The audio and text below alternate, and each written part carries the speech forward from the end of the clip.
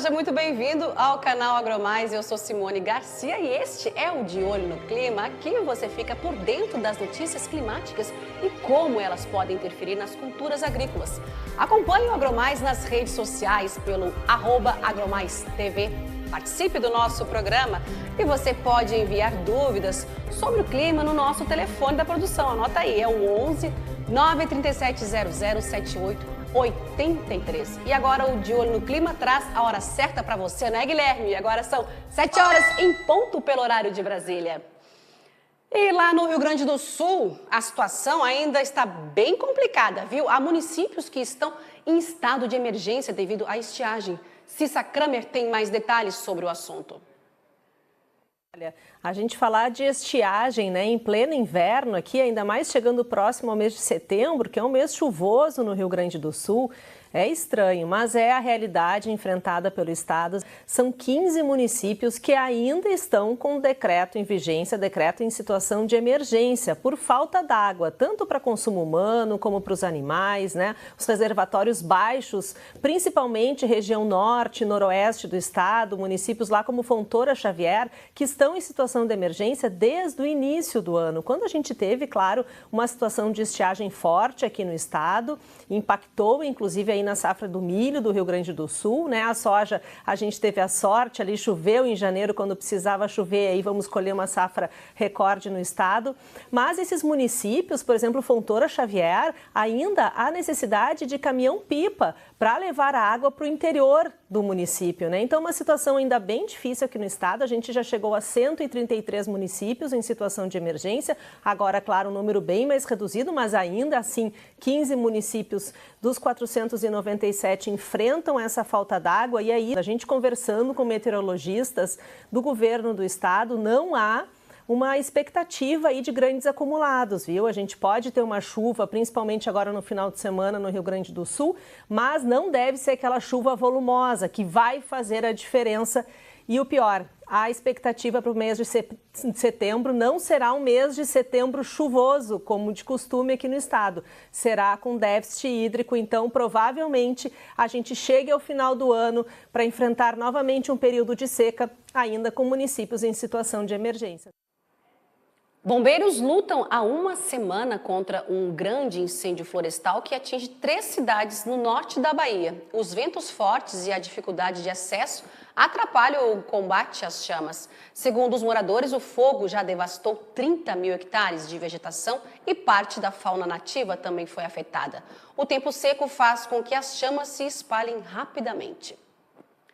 Os prejuízos causados por fenômenos climáticos no Brasil causou mais de 178 bilhões de reais em uma década. Detalhes com João Paulo Mariano. O clima é uma das maiores preocupações dos produtores rurais brasileiros. E por isso, o Instituto Nacional de Meteorologia, o IMET, resolveu quantificar os prejuízos contabilizados entre 2010 e 2019, que são referentes aos fenômenos climáticos. E o número não foi nada bom. Os prejuízos causados por eles chegaram a 168 bilhões e 400 milhões de reais. Isso tanto no campo quanto na cidade. As estiagens e secas foram responsáveis sozinhas por prejuízos de 132 bilhões de reais neste período, em quase 30 mil ocorrências. Na sequência vêm os alagamentos, enxurradas, inundações e chuvas intensas, com 30 bilhões e 700 milhões de reais em prejuízo e quase 8.500 ocorrências em todo o país. Ainda tem as ondas de calor ou frio com um impacto financeiro de 340 milhões de reais. E o granizo, que custou 2 bilhões e 300 milhões de reais em prejuízo. Segundo o IMET, os eventos climáticos têm impactado o maior número de pessoas com os anos. Além disso, esses prejuízos medem as perdas econômicas, sociais e dos patrimônios atingidos. No setor público, por exemplo, foram avaliados os impactos de paralisações ou sobrecargas em serviços como transporte, saúde e também na limpeza urbana. Já no setor privado, são contabilizados os efeitos nos desastres da agricultura, comércio, indústria e também nos serviços. Produtores do Paraná devem importar milho após impactos da seca na segunda safra. A estiagem, as pragas e as fortes geadas que ocorreram no final do mês de junho e em julho impactaram a produção do milho segunda safra. Apenas no estado, a quebra ficou em quase 60% em relação ao que estava previsto. Para atender à demanda do Paraná, os criadores vão ter que trazer de fora pelo menos 4 milhões de toneladas de milho. A maior parte deve vir do Paraguai e da Argentina. E quem está conosco para trazer os detalhes da previsão do tempo por Skype é o meteorologista do IMET, Francisco de Assis. Olá, Francisco, seja muito bem-vindo ao nosso programa. Fala pra gente aí, tem calorão aí, estiagem no sul. Bom dia, Simone. Bom dia, os ouvintes de Olho no Clima. Uma ótima terça-feira para todos. Realmente a gente vai ter uma semana seca aí, Simone. Tivemos umas chuvas mais significativas ali no leste do Paraná, né? Também leste de Santa Catarina, litoral e leste de São Paulo. Chuva mais significativa ali no leste do Paraná, né? Teve até granizo também, teve um granizo também no Rio de Janeiro, teve chuvas também no Rio de Janeiro, né? Durante ontem e domingo. Porém, agora a gente vai ter uma semana mais de estiagem em grande parte da região sul e grande parte do Brasil, aliás, né?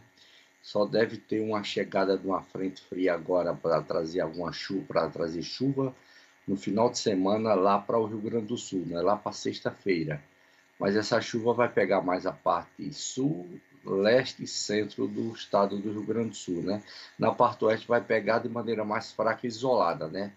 Mas não vai ter chuva significativa aí com essa chegada dessa frente fria na região sul como um todo, não. E também vai pegar pouca coisa para o Paraná, né? Não deve chegar novamente, não chega essa chuva no norte do Paraná e ali também na parte oeste do Paraná, onde realmente está muito seco, precisando de chuva também, né? Também não deve pegar ali na parte oeste de Santa Catarina, na parte central e oeste, pegar pouca coisa ali na parte central. Para hoje a gente tem as condições de chuvas ali no leste da região nordeste, né, litoral da Bahia, também no leste de Sergipe, leste de Alagoas, indo até o leste de Pernambuco, né, litoral da Paraíba e litoral do Rio Grande do Norte. Pancada de chuvas também um pouco significativa para ocorrer também lá no norte do Maranhão. Grande parte do Brasil, como eu falei, a gente tem um bolsão de ar seco, né, o domínio da massa de ar seco, dominando aí grande parte do Brasil, né? Com exceção lá do extremo norte da região norte, onde a gente tem ali condições de pancada de chuvas com trovoadas já espalhando mais no estado do Amazonas, né? Na parte central do Amazonas, no oeste e norte do Amazonas, essas condições. Também Roraima com condições de pancada de chuvas e trovoadas, norte e noroeste do Pará também essas condições, e essa chuva também atinge também grande parte do estado do Amapá. Lá no sul do Pará não deve ter chuva, né? O predomínio é de ácido ar seco, e também no Tocantins também que não tem chuva, né?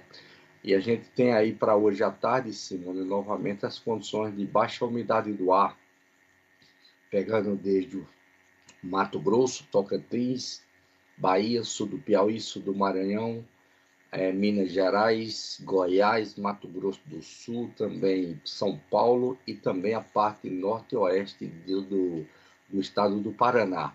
Umidade do ar que se comporta nessa faixa de 15% a 20% em muitas localidades. Volta a você aí, Simone.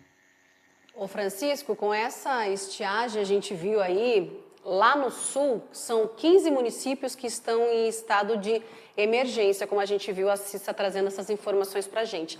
Agora, aqui no DF, né, a seca já caminha para um estado de atenção. Como é que a gente fica aqui no Centro-Oeste, no DF em específico?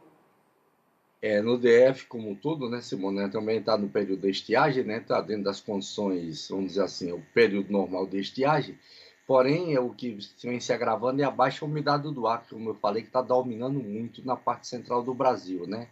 E aí, esse período todo aí, com baixa umidade do ar e já passando aí de 50 e poucos dias sem chuva, né? Já passa 60 dias sem chuva, e aí vai se agravando mais ainda. As temperaturas já começam a se elevar, né? A temperatura no patamar dos 30 graus, Isso não é bom, né? Então, persiste ainda as condições de estiagem aqui durante a semana também, aqui no Distrito Federal. Vamos ver se dá uma mudança de tempo lá para o final do mês, né? Há um sinal de chegar alguma frente fria aqui na parte central do Brasil no final do mês, mas ainda muito remota essa condição para ver se há alguma condiçãozinha de chuva de maneiras isoladas ainda. Simone, volta você aí.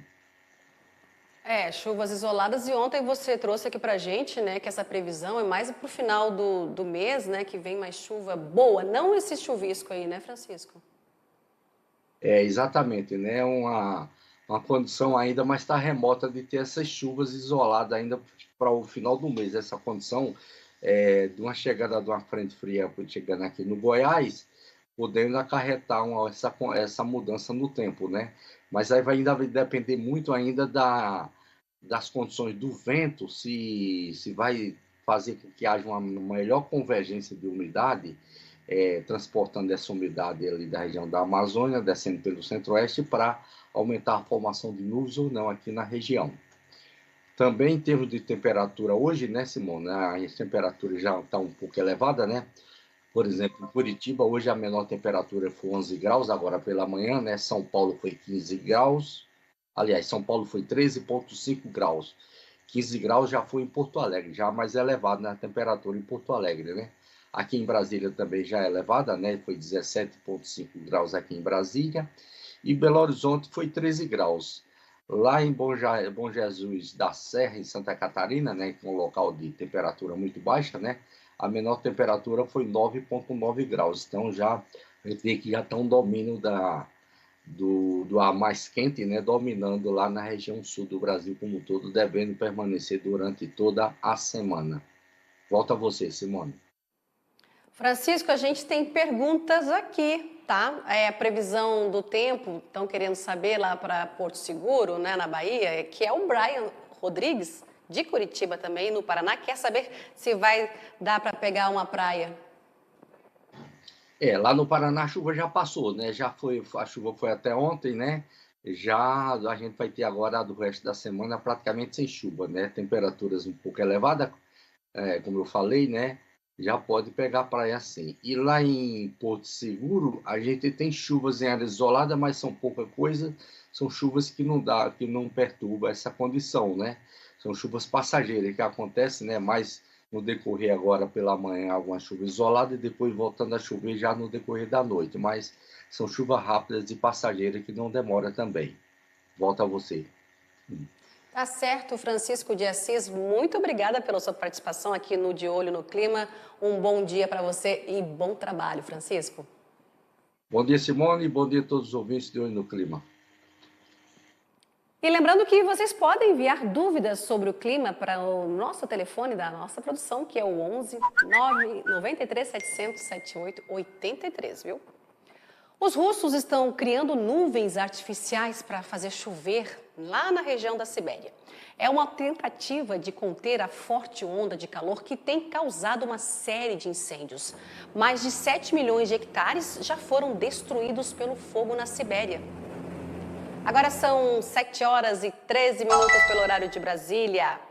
Número de mortos pelo terremoto no Haiti passa de 1.200. O governo local decretou estado de emergência por 30 dias. O correspondente Felipe Killing tem mais detalhes. Quase 1.300 pessoas morreram com o terremoto que aconteceu no Haiti. O tremor foi de 7,2 graus na escala Richter. São ainda 5.700 feridos. A gente vê imagens aí da destruição no Haiti. A infraestrutura rodoviária está danificada devido a deslizamentos de terra causados pelo terremoto. E vários edifícios, como hotéis, igrejas, hospitais, estão com a estrutura destruída ou comprometida. Um outro tremor de 5,8 graus, horas depois, chacoalhou a ilha. Tremores secundários são comuns após terremotos e um estado de emergência de 1 mês foi declarado. A ajuda humanitária já começa a chegar ao país. A Cruz Vermelha montou um corredor humanitário que sai da República Dominicana para chegar até ao Haiti e oferecer auxílio aos milhares de cidadãos que foram afetados. O Haiti é o país mais pobre das Américas. E se não bastasse essa tragédia, esse terremoto, uma depressão tropical se aproxima da ilha. Era uma tempestade tropical, perdeu um pouco de força, mas mesmo assim é uma depressão tropical que pode trazer mais estragos e tragédias. Lembrando que o Haiti vive também uma crise política. Há cerca de um mês, o presidente acabou sendo assassinado na residência oficial. O país também está sendo afetado por conta da pandemia, como todo o planeta, e está numa região do mundo onde sofre muitos terremotos e também enfrenta tempestades tropicais. Infelizmente, mais uma tragédia para o povo haitiano. É um país arrasado e desde 2010, um terremoto extremamente devastador. Muita gente ainda não tinha para onde ir, um teto. O país estava se reconstruindo, mesmo que a passos lentos, e aí um outro tremor super forte chacoalhou a ilha, principalmente a parte sudeste. Existem vários problemas políticos. Um presidente que está no cargo há cerca de um mês, mas que foi indicado pelo presidente que foi assassinado dentro da residência oficial. Então, uma crise política. A polícia está investigando como que aconteceu esse assassinato. É um país mais pobre, é o país mais pobre das Américas. A comunidade internacional tenta ajudar, mas é um país que também precisa encontrar formas de caminhar com as próprias pernas. Lembrando que existem várias tragédias acontecendo hoje no planeta, então a comunidade internacional está tentando ajudar. O sul e o sudeste da Europa, após incêndios devastadores, está tentando também ajudar o povo do Afeganistão, porque lá a situação está complicada com o avanço do Talibã. Tem agora também esse terremoto no Haiti, ainda consequências da pandemia, crises econômicas em várias regiões. Então é um momento muito complicado até mesmo para a comunidade internacional oferecer o apoio que o Haiti tanto precisa. A seca histórica deste ano já faz pelo menos 53 municípios de 5 estados racionarem água, afeta a navegação e ainda contribui para o desequilíbrio do ecossistema nas regiões sul, sudeste e centro-oeste do país. Sobre isso, nós conversamos com Jeffrey Albers, coordenador do Departamento Técnico e Econômico do Sistema FAEP-SENAC do Paraná. Vamos acompanhar. No endosso desse panorama do clima, nós tivemos, assim como no Rio Grande do Sul, uma estiagem forte no começo do ano e depois agora a cultura do milho foi muito afetada por geada, que também causou muitas perdas, e agora essas chuvas que vêm com uma incidência muito forte, né? Ela vem num volume expressivo e concentrado num curto espaço de tempo, que também não é saudável e ainda com granizo causando danos principalmente na horticultura, né? E realmente isso afeta não só a produção, mas toda a logística de abastecimento do estado e do país. Como é que está esse sistema aí de rodízio de abastecimento em algumas cidades aí do entorno da região metropolitana de Curitiba? Como é que as cidades estão fazendo, né, esse sistema? Eu estava até comentando com o Francisco agora há pouco, precisa de chuva, está chovendo aí em Curitiba para poder pelo menos armazenar água para fazer sistema de irrigação, mas como é que vocês estão coordenando tudo isso por aí para que realmente não falte água e os nossos produtores possam continuar aí com o trabalho deles? A dificuldade, essa escassez hídrica, ela tem imposto algumas condições inusitadas. Hoje, aqui na capital e na região metropolitana, o rodízio é de 36 por 36 horas. Então, não só as propriedades, mas as residências ficam com abastecimento de um dia e meio e depois um dia e meio sem água. Isso requer um planejamento muito grande. Isso é um exemplo do que vem acontecendo aqui na capital e na região, mas em outros municípios do estado também já estão sendo iniciados alguns procedimentos assim de rodízio para a preservação da água que ainda existem nos reservatórios e nos lençóis freáticos. O próprio estado decretou situação de emergência hídrica, fazendo uma restrição no consumo de um modo generalizado pelo estado. Então, é realmente uma situação que requer muita atenção às situações de irrigação, à dessedentação dos animais que necessitam, né, da água para a sua sobrevivência. Não é uma questão muito ampla e que requer muita atenção e, insisto, o planejamento e o cuidado, né? Não evitando o desperdício, usando com muita parcimônia a água que nós temos. Francisco, a gente tem aí informações que, segundo o Comitê do Monitoramento do Setor Elétrico, por exemplo, o Brasil já teve a menor entrada de água nos reservatórios dos últimos 91 anos, aí no período chuvoso, que foi de setembro de 2020 até março deste ano. A gente pode considerar, então, esse período como um dos mais piores aí que tem atrapalhado os produtores nos últimos anos? Exatamente, viu, Marcelo? A gente, por exemplo, nos anos 2000, a gente teve 3 períodos de seca que prejudicou o setor elétrico, né? Foi em 2001, depois teve 2014, 2015 e agora 2020, 2021, né? Esse realmente está sendo um dos mais secos, né? 2014, 2015 também tinha sido um trimestre de outubro, novembro, dezembro dos mais secos, mas esse foi mais seco porque acumulou praticamente algo de uns 10 meses pela frente sem chuva, né? Com chuva muito abaixo da climatologia. Por isso que trouxe realmente essa escassez de água em grande parte da parte do sudeste e centro do Brasil. Realmente, consequentemente, prejudicando muito o lado da agricultura. Quem primeiro é afetado realmente é a agricultura. Ô Jeffrey, aí no Paraná, além da capital, tem outras 28 cidades, né, da região metropolitana que estão com rodízio aí de 36 horas com água e as outras 36 sem fornecimento. Como é que mantém os serviços aí, por exemplo, no caso de quem precisa trabalhar no setor da indústria, no caso, por exemplo, do setor da pecuária que você comentou agora há pouco, os nossos produtores aí de grãos também, como que eles têm feito nesse período e de que maneira aí o governo tem tentado conscientizar os produtores, a indústria, ou seja, a sociedade como um todo aí para tentar reverter essa situação no estado do Paraná? É o uso racional, né? Então, mesmo a indústria, o comércio que tem uma necessidade de consumo diário, reservar o quanto possível, mesmo nas residências, mas a gente sabe que o consumo ou a reserva excessiva no momento em que você é abastecido, ele acaba tirando essa água de consumo em outras regiões, em outras propriedades. Então tem que ter um uso racional com economia. Essa talvez seja a principal dica nesse sentido. Na questão da agropecuária, a preocupação é justamente a previsão futura, que nós, infelizmente, não vemos aí muita perspectiva, e no início de setembro a gente começa já com a safra de verão, né, o plantio de soja no estado. A preocupação, então, é grande de que, se não houver chuva, se as propriedades, o terreno, as terras não ficarem adequadas para plantio, pode haver um atraso em todo o plantio, como aconteceu já na safra de verão passada. Então, é algo alarmante, é algo muito preocupante e que não tem uma solução, né? Nós temos uma dependência de chuvas. Então, não se sabe para onde correr, como diz o ditado. Caiu bastante granizo nessa segunda-feira em Barra Mansa, no Rio de Janeiro.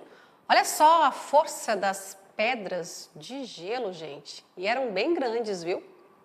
Também choveu granizo em Curitiba. As ruas ficaram cobertas de gelo. Parecia até neve. Por causa do mau tempo, mais de 30 voos tiveram que ser cancelados. E vamos agora com a previsão do tempo para esta terça-feira. A gente começa pela região centro-oeste, em Campo Novo, do Parecis, Mato Grosso, maior produtor nacional de girassol.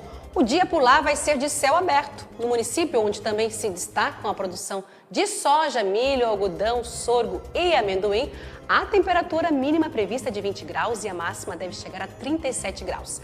A umidade relativa do ar vai ser de 10%, viu?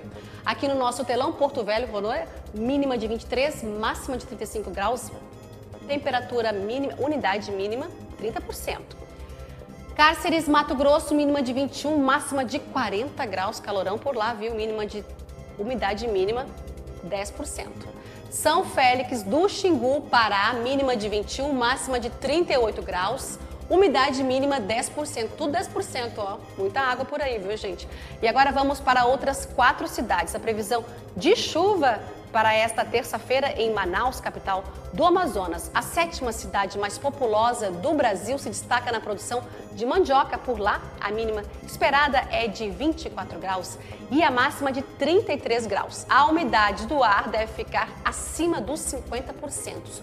Codó, no Maranhão, mínima de 22 e máxima de 36. Umidade mínima de 20 graus. Juazeiro, lá na Bahia, mínima de 16, máxima de 30 graus, a umidade relativa do ar 30%. A nossa última cidade aqui do telão, Uberaba, Minas Gerais, mínima de 17, máxima de 34 graus, a umidade relativa do ar 20%. Agora são 7 horas e 24 minutos pelo horário de Brasília e o De Olho no Clima vai ficando por aqui. Muito obrigada pela sua companhia. A gente se reencontra, então, daqui a pouco, às 9 horas da manhã, no Agromanhã. Então, até mais. Tchau, tchau.